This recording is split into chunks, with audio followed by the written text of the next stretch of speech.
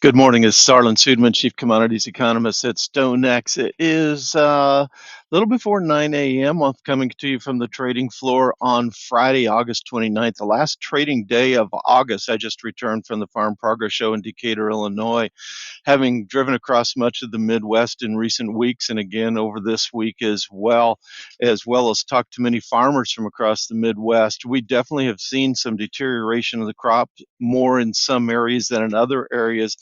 But the general theme has been, while it was just an amazingly big crop before, it's still a big crop. This year's corn and soybean crops combined are going to be big, and we're going to have some issues with that here in the coming weeks. A lot of that will be dealt with in the cash market more so than in the futures market. So let's start breaking it down. First of all, let's talk about the corn crop.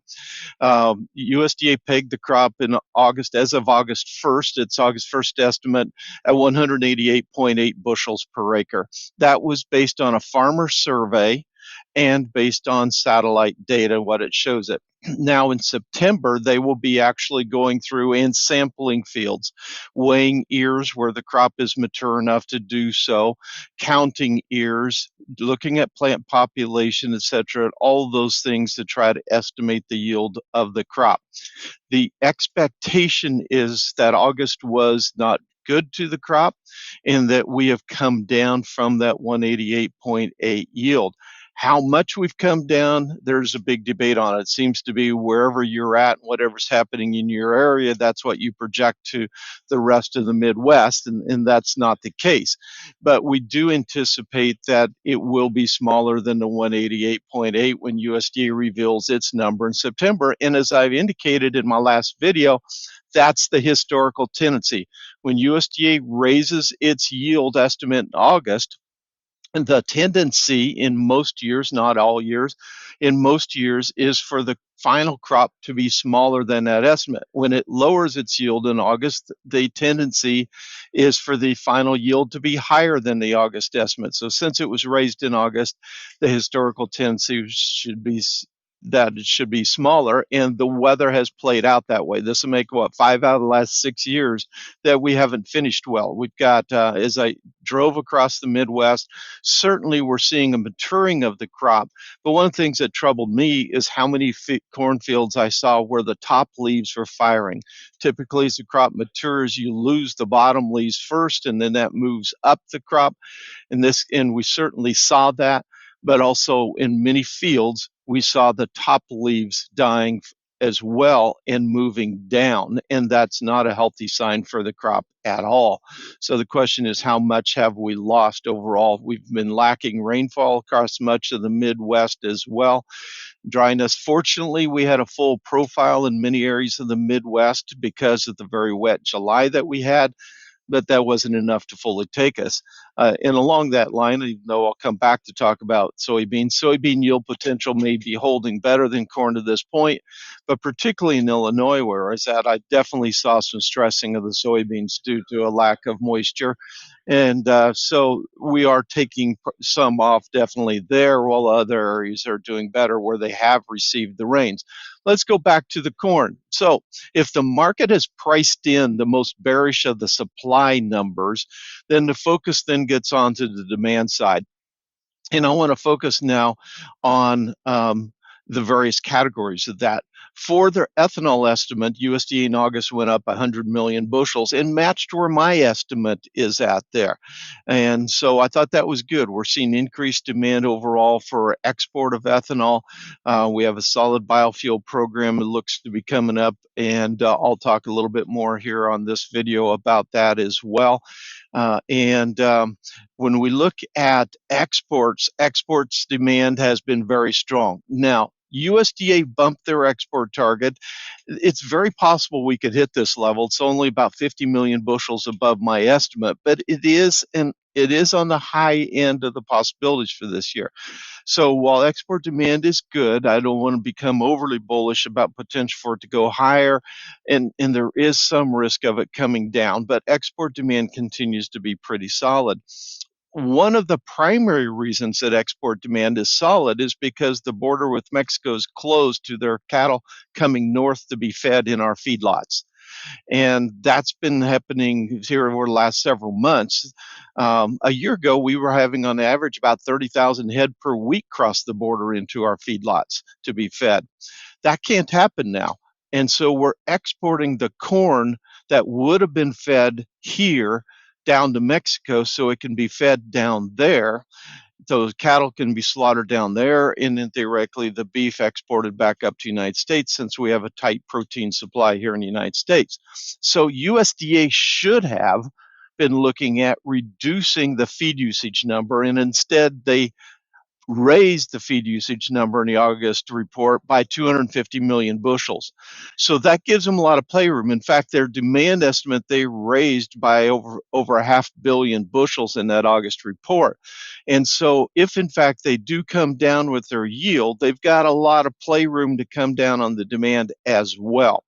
Now, 2.1 billion bushel carryout is not near as overwhelming as what it would have been 5 or 10 years ago, but it still is ample supply. And I don't see it coming down dramatically as yields come down, unless the yields come down a lot more than I currently think, because USDA will be pulling demand estimates down as well, in my expectation, especially for feed. Keep in mind it is feed and residual, so that does give USDA some playroom from that aspect. But overall, the sense is that the worst of the news has been priced into the corn futures market. Doesn't mean we sense a big rally, because the U.S. farmer is very undersold. He's probably as undersold as I've ever seen in my career at this point, looking for rallies to sell. And the Brazil farmer is undersold as well, and he also sells against the same Chicago Board of Trade price.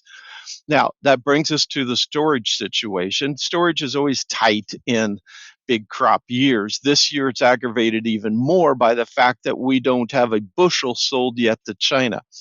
And when China buys, it takes our ports at the Gulf and at the PNW, the Pacific Northwest, both of those ports, to be able to supply that Chinese demand. At least that's historically been the case. So we typically have a strong rail bid in the northwestern Midwest to pull soybeans toward the PNW to meet that demand, in addition to the river markets going down to the Gulf. That is absent this year. And so, therefore, we have many places that are saying, if you're going to bring us soybeans, if we take them, it'll be cash only. And that's a very weak basis. And that basis could still get weaker. I think we'll see a lot of beans and maybe some corn bagged to this year. But overall, we're seeing tremendous weakness in the basis in the cash market in the western Midwest, and that is having an effect as we look at the arbitrage to the eastern Midwest as well, putting downward pressure on their basis as well. So producers are going to have to be faced with a situation. Do they have a place to take their grain? They should be working on that now, having those conversations, so that there's, even though it may not be a good situation, you don't want any surprises right in the midst of harvest, which is about to begin. So take care of your contacts, build relationships, talk to them, see what the options are, have all of that examined ahead of time. After we find a place for all of these bushels, we should see some basis improvement at that point. We also have the carry into market in these commodities that we can take advantage, treat it like a grain elevator does, where they take advantage of basis improvement and take advantage of being able to capture the carry.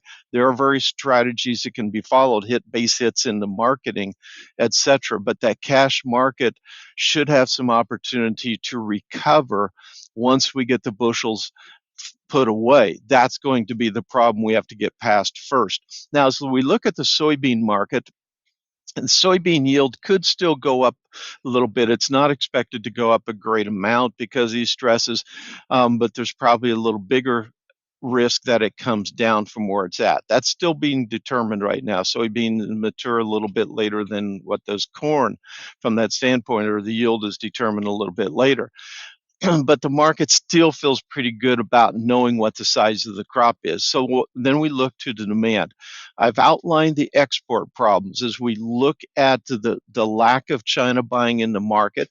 That could change at any point. Maybe there would be some goodwill purchases as we go through this next round of negotiations. Maybe there would be a trade deal at some point. We still see no evidence of that, and we have to work with the possibility that they won't. USDA has their ending stocks at the end of the current marketing year that ends this weekend, and almost twice what they took and imported from us over the past year. That was 841 million bushels they imported, and that's ratcheted down each year now over really the last decade. That's been ratcheting down for the most part.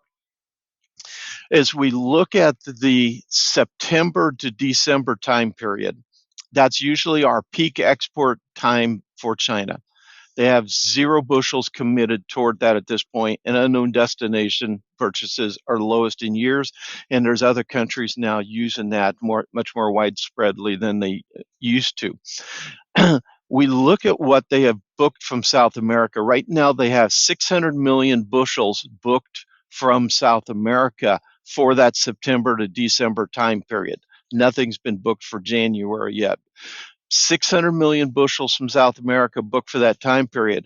A year ago, they had 400 million bushels, a little over 400 million bushels booked from South America for the entire season. That's what they imported. And so they're already 50% higher than what they did last year, and they're still buying. That's still going up. They're also buying soy meal from Argentina for delivery during that time period as well.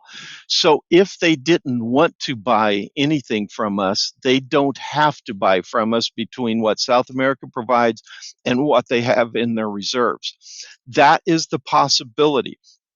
Now, as we look at the trade negotiations going on, I believe that number one in President Trump's priority list is rare earth minerals, being able to get rare earth minerals to the United States, not only for keeping production of cars going forward, production of phones and other electronics going forward, but those rare earth minerals and magnets are essential for many other industries, including our defense ministry.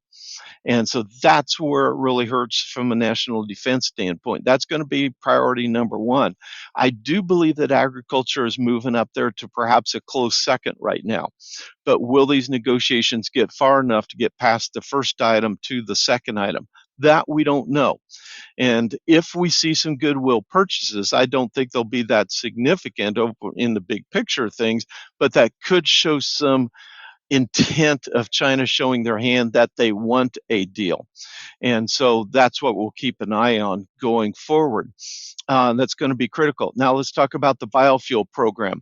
We know a lot about the biofuel program, and so far every decision handed down by the Trump administration regarding biofuels has been farmer friendly. As he's dealing with the tariff war, this has been the way of the Trump administration to help the farmer. So when you look at USDA's crush number for soybeans, that's pretty close to its maximum considering down maintenance time of the capacity that we have. A lot of extra expansion of capacity was put on hold because of the uncertainty in Washington over future policy. That can start being ramped up again, but it does take some time to get going and get more crush capacity built. That's in the process, so to speak. What we still do not know is the final RVO plan.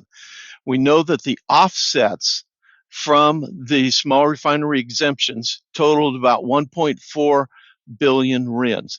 You add on to that applications for 2025 that have not yet been dealt with, and you get a total of probably around 2 billion RINs to be divided up. What portion of that will be reallocated? We don't know to that.